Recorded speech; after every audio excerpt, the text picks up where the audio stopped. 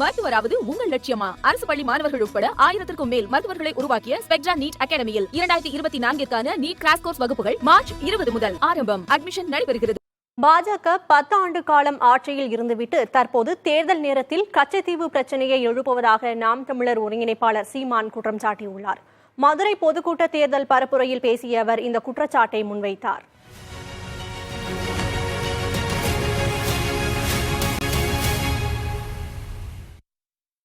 திடீரென்று என்ன காந்தி இறந்து விட்டாரா? என் தம்பி கிஷோர் கேசாமி தான் போட்டிருக்காங்க சுட்டி செய்தியில.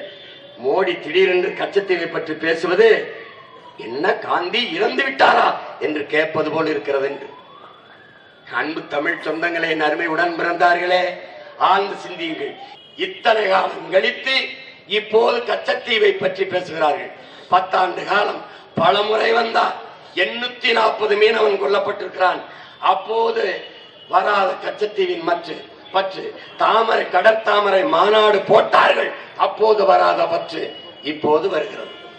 எப்போது? இன்னும் 10 நாளில் தேர்தல் வாக்குப்பதிவு வருகிறது. காரணம், எப்படி ஆட்சியை போட்டு தம்பி அண்ணாமலை அவர்கள் எடுத்து கொடுத்தாராம். இவர் இவ்வளவு நாள் எங்கே போய் படுத்தாராம்? பதில். இப்ப நம்ம என்ன கேட்கிறோம்? இந்த ஆட்சியை போட்டார்ல ஐயா, அதே மாதிரி மேகதாள அணைக்கு ஒரு ஆட்சியை போட்டு எடுத்தர சொல்லுங்க. ஈழ படுகொலைக்கு ஒரு ஆட்சியை போட்டு எடுக்க சொல்லுங்க.